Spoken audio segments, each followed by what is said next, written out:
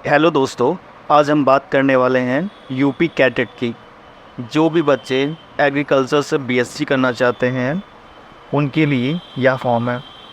YouTube पे आपको बहुत सी ऐसी वीडियोस मिल जाएंगी जो यूपी कैडेट के बारे में बताते तो हैं, लेकिन सही से फॉर्म के फिल करना नहीं बता पाता है। तो हम इसको शुरू से लेकर आखिर तक स्टेप बाय स्टेप कैसे फॉर्म फिल करना है इसके बारे में वीडियो बनाएंगे। तो सबसे पहले हम यूपी कैडेट की ऑफिशियल वेबसाइट upcadet.net पर आ जाएंगे। इसका लिंक मैं अपने डिस्क्रिप्शन बॉक्स में आपको प्रोवाइड करा दूंगा। तो जैसे हम इसको होम पेज ओपन करते हैं तो मेरे सामने जो होम पेज खुलकर आ गया है, इसमें आपको एक रजिस्ट्रेशन बटन का लिंक मिल जाएगा। हम इस रजिस्ट्रेशन बटन पर क्लिक कर देंगे। जैसे हम रजिस्ट्रेशन बटन पर क्लिक करते हैं, हमारे सामने एक नया पेज खुल करके आ जाएगा, जहाँ पर कुछ निर्देश लिखे हुए हैं जो हमें फॉर्म फिल करते वक्त ध्यान रखने ज़रूरी हैं। तो हम इन सबको एक बार पढ़ लेंगे। इनको पढ़ने के बाद में हम आई एग्री की बटन पर क्लिक कर देंगे।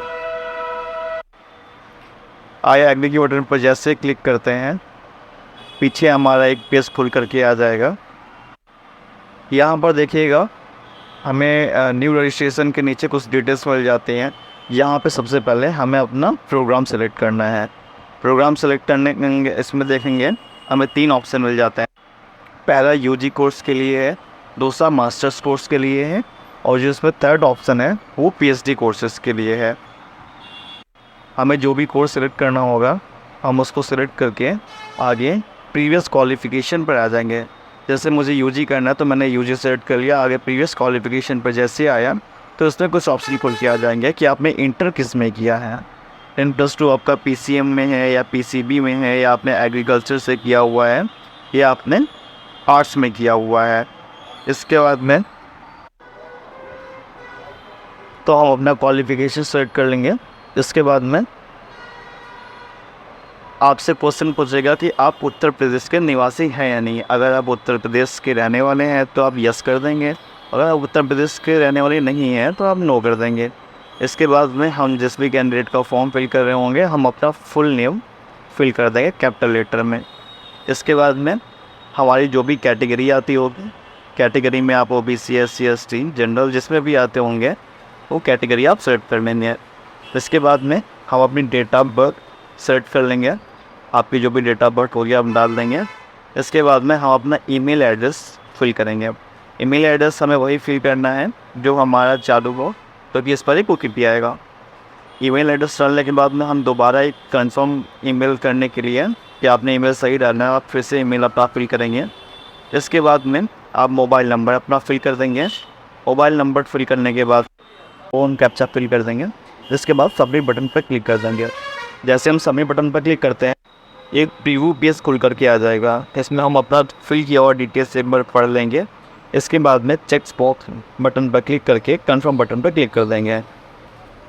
अब हमने जो भी मोबाइल नंबर फिल किया होगा उस पर एक ओटीपी आ जाएगा। उस ओटीपी को हम इंटर कर देंगे और सबमिट बटन पर क्लिक कर देंगे। अब हमारा एक नया पेज खुल कर आ जाएगा जिसमें हमारी प्रोफाइल होगी। इसमें हम नीचे की तरफ देखेंगे, हमारा ईमेल एड्रेस जो होगा उसको वेरीफाई करने के लिए मांग रहा होगा, तो उस पर हम क्लिक कर देंगे और ओके बटन पर क्लिक कर देंगे। अब हमारे ईमेल पर एक मेल आएगी यूपी कैडेट की तरफ से, तो हम वो मेल खोल लेंगे। उसमें हमें ईमेल वेरीफाई करने के लिए एक लिंक मिल जाएगा। उसमें हम क्लिक हियर के बटन पर क्लिक करके ईमेल वेरीफाई कर देंगे। इसके बाद में हमें एक थैंक यू का पेज आ जाएगा। इसके बाद में हम वापस से अपने उसी पेज पर आ जाएंगे और वहाँ पे रीलोड बटन पर क्लिक कर देंगे। इसके बाद में हम नीचे आ जाते हैं। यहाँ पे हमें पर्सनल डिटेल्स का ऑप्शन मिल जाएगा जिसमें हमारी कैटेगरी पहले से ही फिल होगी। इसके बाद में हमें एक ऑप्शन मिलेगा जिसमें हमें अपना फादर नेम फिल करना होगा, तो हम अपना फादर नेम फिल कर देंगे। इसके बाद में मदर नेम फिल करना होगा, मदर नेम फिल कर देंगे। इसके बाद में एक अल्टरनेट मोबाइल नंबर कर्जेस में किसी का हो उसको हम फिल कर देंगे। इसके बाद में ईमेल पहले से ही फिल होगी। इसके बाद में हमें अपना मोबाइल नंबर देना होगा। मोबाइल नंबर देने के बाद में हमारा जो भी जेंडर होगा हम जेंडर सेलेक्ट कर लेंगे। इसके बाद में सेकंड जो ऑप्शन होगा उसमें अदर डिटेल्स फिल करनी होगी। जैसे हम अगर डिफेंस पर्सन में आते हैं, सन या डॉट पर हैं उनके, तो उसको यस या नो में क्लिक कर लेंगे। इसके बाद में हमें अपना डोमिसाइल स्टेट मतलब निवास राज्य सेलेक्ट करना होगा। हमारा जो भी राज्य, जिस भी राज्य में हम रहते होंगे उसका सेलेक्ट कर लेंगे। इसके बाद में हम PWD कैंडिडेट में डिसेबिलिटी कोई है या नहीं है, अगर उसमें आते हैं तो यस कर देंगे, नहीं है तो नो कर देंगे। इसके बाद में अगर हम फ्रीडम फाइटर के ग्रैंडसन, डॉटर या सन है तो उसमें यस या नो पे क्लिक कर देंगे। इसके बाद में अगर हमारा कोई रिलेटिव एग्रीकल्चर स्टेट यूनिवर्सिटी में है तो हम यस कर देंगे, नहीं तो नो कर देंगे। इसके बाद में अगर हमने किसी स्पोर्ट्स या इवेंट में पार्टिसिपेट किया है तो उसके अकॉर्डिंग यस या नो कर देंगे। इसके बाद में हम अपने आधार नंबर के लास्ट 4 डिजिट एंटर करेंगे। इसके बाद में प्रीवियस क्वालिफ़िकेशन का स्टेटस आएगा। अगर आप पास हो चुके हैं, आपकी मार्कशीट आ गई है तो आप पास के बटन पर क्लिक करेंगे। अगर आपका इसी साल इंटर हुआ है और आपका रिज़ल्ट अभी अवेटेड है तो आप अपीयरिंग बटन पर क्लिक करेंगे। इसके बाद में आपसे एग्ज़ाम सिटी चॉइसेस पूछी जाएंगी। आप एग्ज़ाम कौन से सिटी में देना चाहते हैं, तो अपने प्रेफरेंस के अकॉर्डिंग आप अपना डिस्ट्रिक्ट सेलेक्ट कर लेंगे। आपके नियर बाई जो भी डिस्ट्रिक्ट होगा आप उनका सेलेक्ट कर लेंगे।